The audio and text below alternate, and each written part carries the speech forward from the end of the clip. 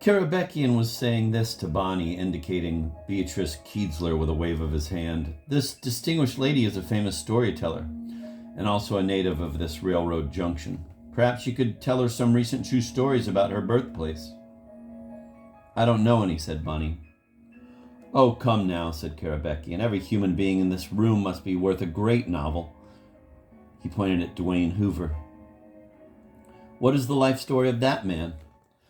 Bonnie limited herself to telling about Dwayne's dog, Sparky, who couldn't wag his tail. So he has to fight all the time, she said. Wonderful, said Karabekian. He turned to Beatrice. I'm sure you can use that somewhere. As a matter of fact, I can, said Beatrice. That's an enchanting detail. The more details, the better, said Karabekian. Thank God for novelists. Thank God there are people willing to write everything down, otherwise so much would be forgotten. He begged Bonnie for more true stories. Bonnie was deceived by his enthusiasm and energized by the idea that Beatrice Kiedzler honestly needed true stories for her books. Well, she said, would you consider Shepherdstown part of Midland City, more or less? Of course, said Karabekian, who had never heard of Shepherdstown. What would Midland City be without Shepherdstown? And what would Shepherdstown be without Midland City? Well, said Bonnie, and she thought she had what was maybe a really good story to tell. My husband is a guard at the Shepherdstown Adult Correctional Institution, and he used to have to keep people who were going to be electrocuted company. Back when they used to electrocute people all the time, he'd play cards with them or read parts of the Bible out loud to them or whatever they wanted to do. And he had to keep a white man named Leroy Joyce company. Bonnie's costume gave off a faint, fishy, queer glow as she spoke. This was because her garments were heavily impregnated with fluorescent chemicals. So was the bartender's jacket. So were the African masks on the walls. The chemicals would shine like electric signs when ultraviolet lights in the ceiling were energized. The lights weren't on just now. The bartender turned them on at random times, at his own whim, in order to give the customers a delightful and mystifying surprise. The power for the lights and for everything electrical in Midland City, incidentally, was generated by coal from strip mines in West Virginia, through which Kilgore Trout had passed not many hours before. Leroy Joyce was so dumb, Bonnie went on. He couldn't play cards. He couldn't understand the Bible. He could hardly talk. He ate his last supper and then he sat still. He was going to be electrocuted for rape, so my husband sat out in the corridor outside the cell, and he read to himself. He heard Leroy moving around in his cell, but he didn't worry about it. And then Leroy rattled his tin cup on the bars. My husband thought Leroy wanted some more coffee, so he got up and went over and took the cup. Leroy was smiling as though everything was all right now. He wouldn't have to go to the electric chair after all. He'd cut off his whatchamacallit and put it in the cup. This book is made up, of course, but the story I had Bonnie tell actually happened in real life in the death house of a penitentiary in Arkansas. As for Dwayne Hoover's dog Sparky, who couldn't wag his tail, Sparky is modeled after a dog my brother owns, who has to fight all the time because he can't wag his tail. There really is such a dog. Raybo Karabekian asked Bonnie McMahon to tell him something about the teenage girl on the cover of the program for the Festival of the Arts. This was the only internationally famous human being in Midland City. She was Mary Alice Miller, the women's 200-meter breaststroke champion of the world. She was only 15, said Bonnie. Mary Alice was also the queen of the Festival of the Arts. The cover of the program showed her in a white bathing suit, with her Olympic gold medal hanging around her neck. The medal looked like this.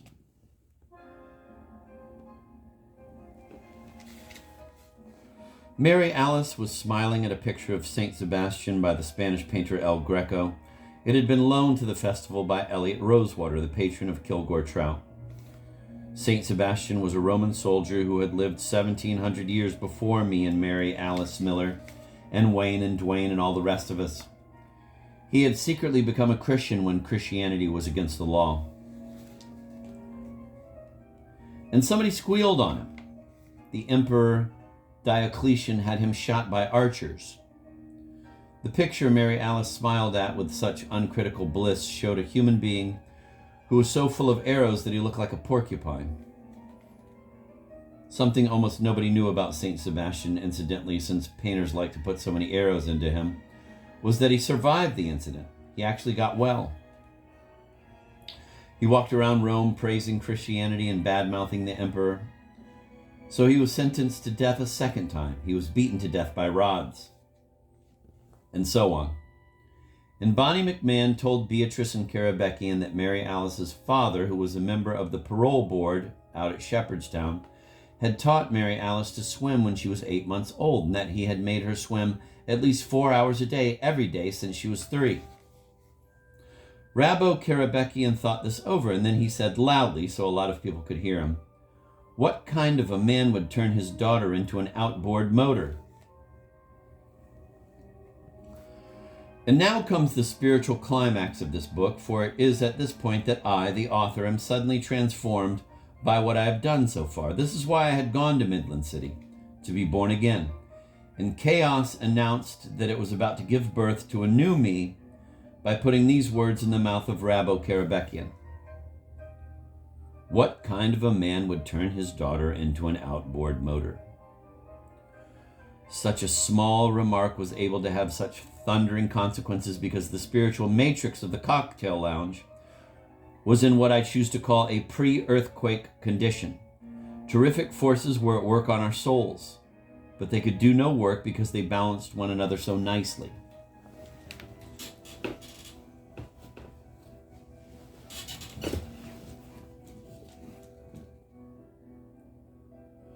But then a grain of sand crumbled, one force had a sudden advantage over another, and spiritual continents began to shrug and heave. One force surely was the lust for money which infested so many people in the cocktail lounge. They knew what Rabbo Karabekian had been paid for his painting, and they wanted $50,000 too. They could have a lot of fun with $50,000, or so they believed. But they had to earn money the hard way, just a few dollars at a time instead. It wasn't right. Another force was the fear in these same people that their lives might be ridiculous, that their entire city might be ridiculous.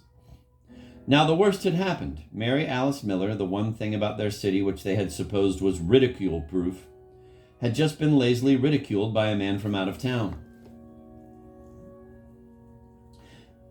And my own pre-earthquake condition must be taken into consideration too, since I was the one who was being reborn. Nobody else in the cocktail lounge was reborn, as far as I know. The rest got their minds changed, some of them about the value of modern art. As for myself, I had come to the conclusion that there was nothing sacred about myself or about any human being, that we were all machines, doomed to collide and collide and collide for want of anything better to do. We became fans of collisions. Sometimes I wrote well about collisions, which meant I was a writing machine in good repair. Sometimes I wrote badly, which meant I was a writing machine in bad repair. I no more harbored sacredness than did a Pontiac, a mousetrap, or a South Bend lathe. I did not expect Rabbo Karabekian to rescue me. I had created him, and he was, in my opinion, a vain and weak and trashy man, no artist at all. But it is Rabbo Karabekian who made me the serene earthling which I am this day. Listen. What kind of a man would turn his daughter into an outboard motor? He said to Bonnie McMahon. Bonnie McMahon blew up. This was the first time she had blown up since she had come to work in the cocktail lounge. Her voice became as unpleasant as the noise of a bandsaw's cutting galvanized tin. It was loud, too. "Oh, yeah?" she said. "Oh, yeah?" Everybody froze. Bunny Hoover stopped playing the piano. Nobody wanted to miss a word. "You don't think much of Mary Alice Miller?" she said. "Well, we don't think much of your painting. I've seen better pictures done by a 5-year-old. Karabekian slid off his bar stool so he could face all those enemies standing up. He certainly surprised me. I expected him to retreat in a hail of olives, maraschino cherries, and lemon rinds. But he was majestic up there. "Listen," he said so calmly. "I have read the editorials against my painting in your wonderful newspaper. I have read every word of the hate mail you have been thoughtful enough to send to New York."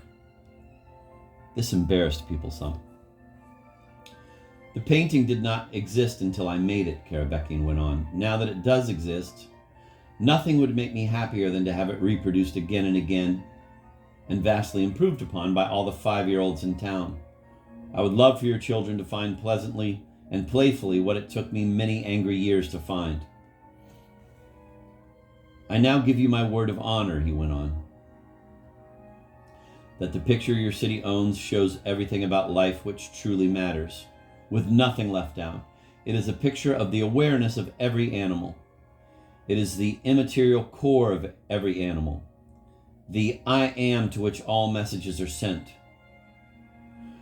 It is all that is alive in any of us, in a mouse, and a deer, and a cocktail waitress. It is unwavering and pure no matter what preposterous adventure may befall us. A sacred picture of St. Anthony alone is one vertical, unwavering band of light. If a cockroach were near him, or a cocktail waitress, the picture would show 2 such bands of light. Our awareness is all that is alive and may be sacred in any of us. Everything else about us is dead machinery.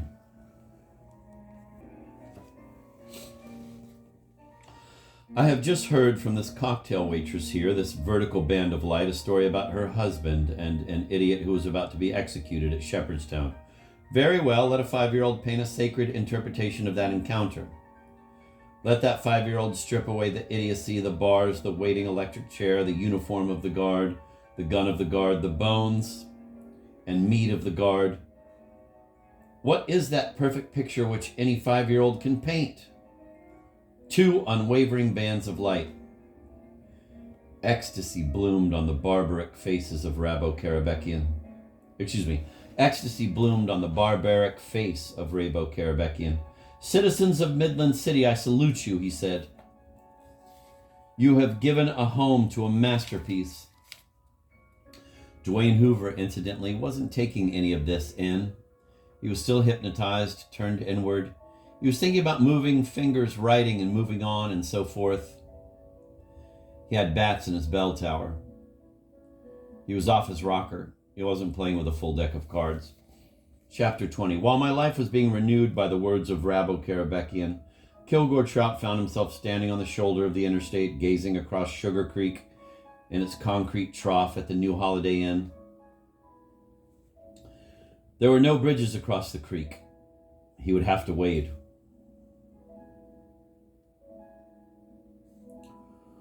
So he sat down on a guardrail, removed his shoes and socks, rolled his pant legs to his knees. His bared shins were rococo with varicose veins and scars. So were the shins of my father when he was an old man. Kilgore Trout had my father's shins. They were a present from me. I gave him my father's feet, too, which were long and narrow and sensitive. They were azure. They were artistic feet. Trout lowered his artistic feet into the concrete trough containing Sugar Creek. They were coated at once with a clear plastic substance from the surface of the creek. When, in some surprise, Trout lifted one coated foot from the water, the plastic substance dried in air instantly, sheathed his foot in a thin, skin-tight booty resembling mother of pearl. He repeated the process with his other foot. The substance was coming from the Berrytron plant. The company was manufacturing a new anti-personnel bomb for the Air Force. The bomb scattered plastic pellets instead of steel pellets because the plastic pellets were cheaper. They were also impossible to locate in the bodies of wounded enemies by means of X-ray machines.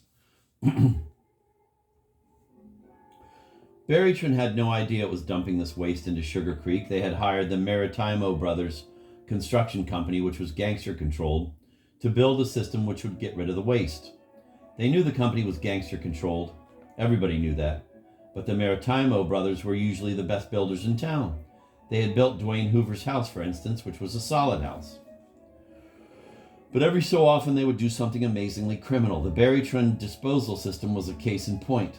It was expensive and it appeared to be complicated and busy. Actually, though, it was old junk.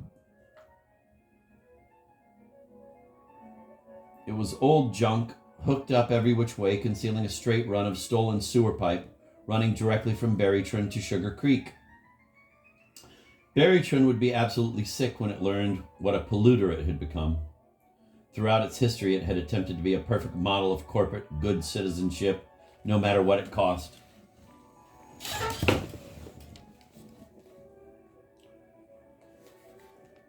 Trout now crossed Sugar Creek on my father's legs and feet, and those appendages became more nacreous with every wading stride.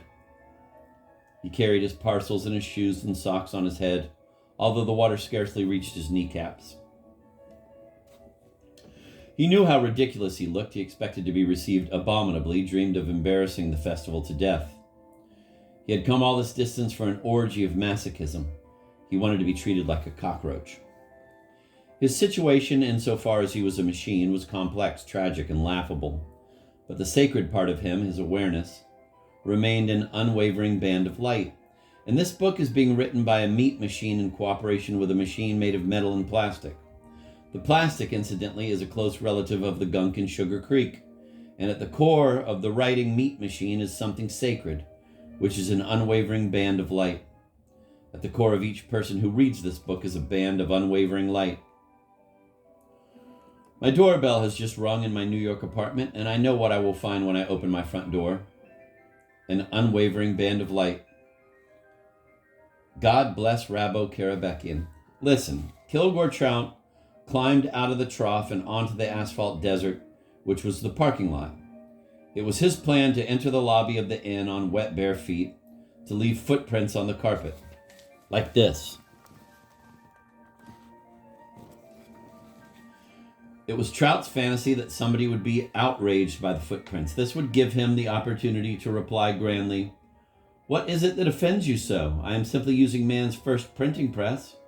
You are reading a bold and universal headline which says, 'I am here, I am here, I am here.'" But Trout was no walking printing press. His feet left no marks on the carpet because they were sheathed in plastic and the plastic was dry. Here was the structure of the plastic molecule.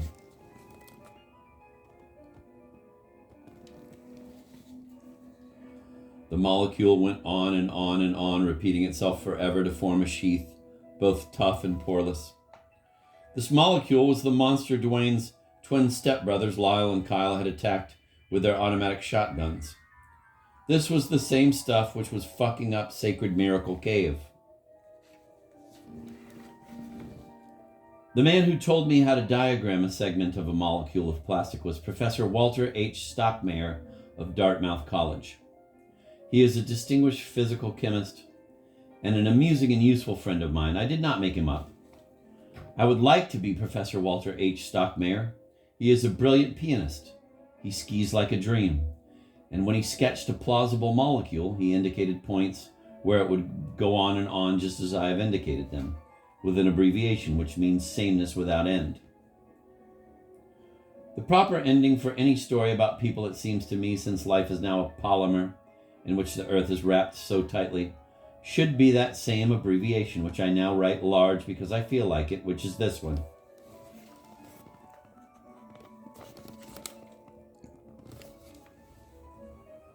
And it is in order to acknowledge the continuity of this polymer that I begin so many sentences with and so, and end so many paragraphs with and so on, and so on. It's all like an ocean, cried Dostoevsky. I say it's all like cellophane. So Trout entered the lobby as an inkless printing press, but he was still the most grotesque human being who would ever come in there. All around him were what other people called mirrors, which he called leaks. The entire wall which separated the lobby from the cocktail lounge was a leak 10 feet high and 30 feet long. There was another leak on the cigarette machine and yet another on the candy machine. And when Trout looked through them to see what was going on in the other universe, he saw a red-eyed, filthy old creature who was barefoot, who had his pants rolled up to his knees. As it happened, the only other person in the lobby at the time was the beautiful young desk clerk, Milo Maritimo. Milo's clothing and skin and eyes were all the colors that olives can be. He was a graduate of the Cornell Hotel School. He was the homosexual grandson of Guillermo Little Willie Maritimo, a bodyguard of the notorious Chicago gangster Al Capone. Trout presented himself to this harmless man, stood before his desk with his bare feet far apart and his arms outspread. The abominable snowman has arrived, he said to Milo. If I'm not as clean as most abominable snowmen are, it is because I was kidnapped as a child from the slopes of Mount Everest and taken as a slave to a bordello in Rio de Janeiro, where I've been cleaning the unspeakably filthy toilets for the past 50 years. A visitor to our whipping room there screamed in a transport of agony and ecstasy that there was to be an arts festival in Midland City. I escaped down a rope of sheets taken from a reeking hamper. I have come to Midland City to have myself acknowledged before I die as the great artist I believe myself to be.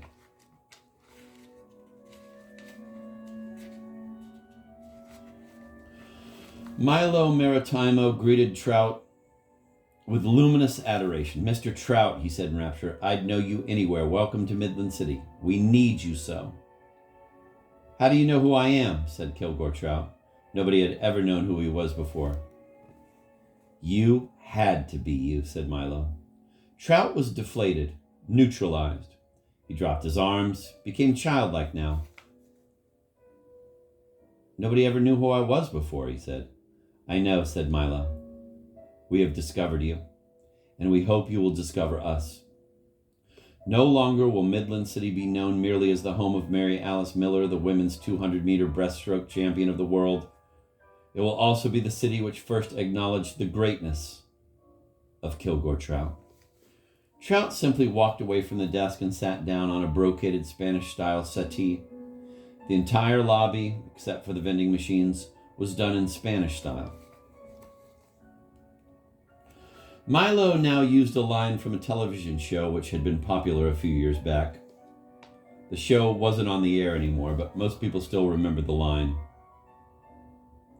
Much of the conversation in the country consisted of lines from television shows, both present and past. The show Milo's line was from consisted of taking some old person, usually fairly famous, into what looked like an ordinary room, only it was actually a stage with an audience out front and television cameras hidden all around. There were also people who had known the person in the older days hidden around. They would come out and tell anecdotes about the person later on. Milo now said what the master of ceremonies would have said to Trout if Trout had been on the show and the curtain was going up. Kilgore Trout, this is your life. Only there wasn't any audience or curtain or any of that, and the truth was that Milo Maritimo was the only person in Midland City who knew anything about Kilgore Trout. It was wishful thinking on his part that the upper crust of Midland City was about to be as gaga as he was about the works of Kilgore Trout. We are so ready for a renaissance, Mr. Trout. You will be our Leonardo. How could you possibly have heard of me? Said Trout dazedly. In getting ready for the Midland City Renaissance, said Milo, I made it my business to read everything I could buy. I made it my business to read everything I could buy and about every artist who was on his way here. Okay. I made it my business to read everything I could buy and about every artist who was on his way here. There isn't anything by me or about me anywhere, protested Trout. Milo came from behind his desk. He brought with him what appeared to be a lopsided old softball swaddled in many different sorts of tape. When I couldn't find out anything about you, he said, I wrote to Elliot Rosewater, the man who said, we had to bring you here. He has a private collection of 41 of your novels and 63 of your short stories, Mr. Trout. He let me read them all. He held out the seeming baseball, which was actually a book from Rosewater's collection. Rosewater used his science fiction library hard. This is the only book I haven't finished. And I'll finish it before the sun comes up tomorrow, said Milo. The novel in question, incidentally, was The Smart Bunny. The leading character was a rabbit who lived like all the other wild rabbits, but who was as intelligent as Albert Einstein or William Shakespeare. It was a female rabbit. She was the only female leading character in any novel or story by Kilgore Trout. She led a normal female rabbit's life despite her ballooning intellect. She concluded that her mind was useless, that it was a sort of tumor, that it had no usefulness within the rabbit scheme of things. So she went hippity-hop toward the city. to have the tumor removed, but a hunter named Dudley Farrow shot and killed her before she got there. Farrow skinned her and took out her guts, but then he and his wife Grace decided that they had better not eat her because of her unusually large head. They thought what she had thought when she was alive, that she must be diseased, and so on. Kilgore Trout had to change into his only other garments, his high school tuxedo and his new evening shirt and all, right away. The lower parts of his rolled-up trousers had become impregnated with the plastic substance from the creek, so he couldn't roll them down again. They were as stiff as flanges on sewer pipes. So Milo Maritimo showed him to his suite, which was 2 ordinary Holiday Inn rooms with a door between them open. Trout and every distinguished visitor had a suite with 2 color television sets, 2 tile baths, 4 double beds equipped with magic fingers. Magic fingers were electric vibrators attached to the mattress springs of a bed. If a guest put a quarter into a little box on his bedside table, the magic fingers would jiggle his bed.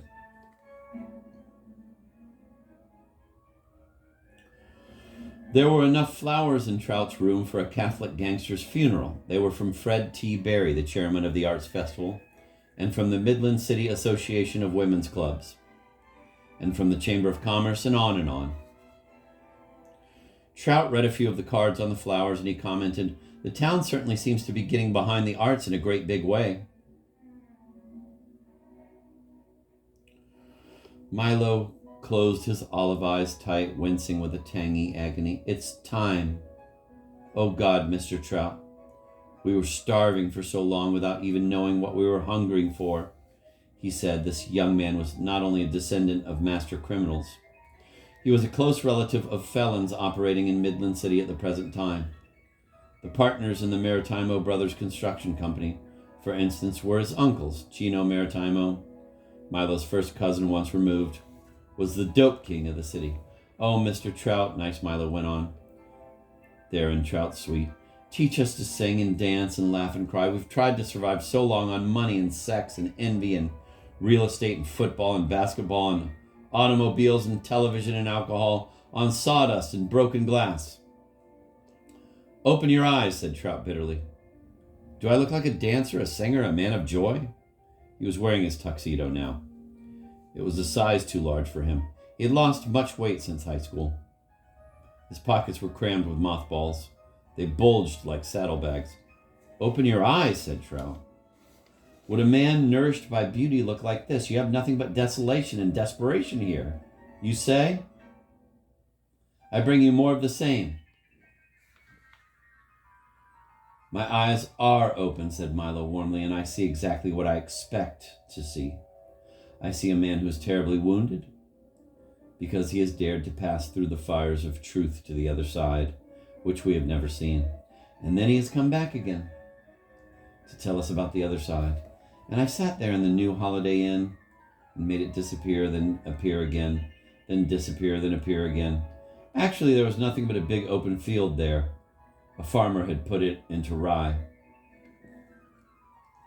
It was high time, I thought, for Trout to meet Dwayne Hoover, for Dwayne to run amok. I knew how this book would end. Dwayne would hurt a lot of people. He would bite off one joint of the right index finger of Kilgore Trout. And then Trout, with his wound dressed, would walk out into the unfamiliar city. He would meet his creator, who would explain everything.